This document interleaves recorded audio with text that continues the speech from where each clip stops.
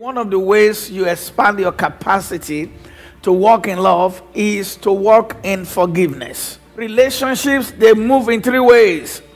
They can either move, against each other in anger, or they can move, away from each other in fear, or they can move towards each other in love. Why do I need to forgive? Number one, forgiveness is a command from God. That's why we need to forgive. It is a command from God.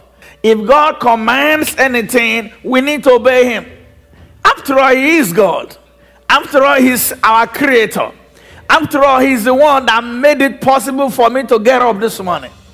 After all, he's the one that is making it possible for me to breathe as I'm breathing now. Forgiveness is not about whether the person deserves it or not.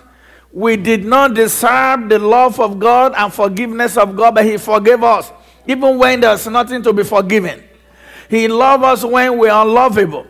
So God said, with the same manner, with the same style by which I love you when you are unlovable, the same manner by which I forgave you all, go and forgive others. Why should I have to forgive? To prevent you, you forgive because it's a condition to answered prayer.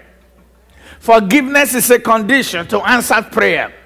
In the book of Matthew chapter 6 verse 15, it says, if you forgive not men their sins, neither will your Father forgive you your own sin.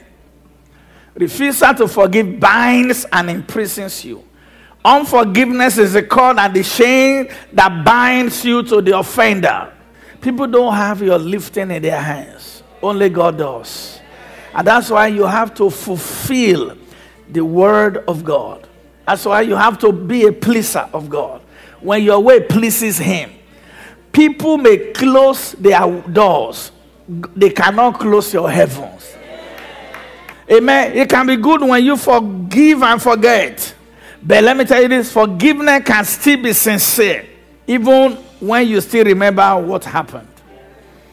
Do you imagine the kind of heartache, headache, stomach ache, depression upon the life of Potiphar and his wife when Joseph was in town as a prime minister?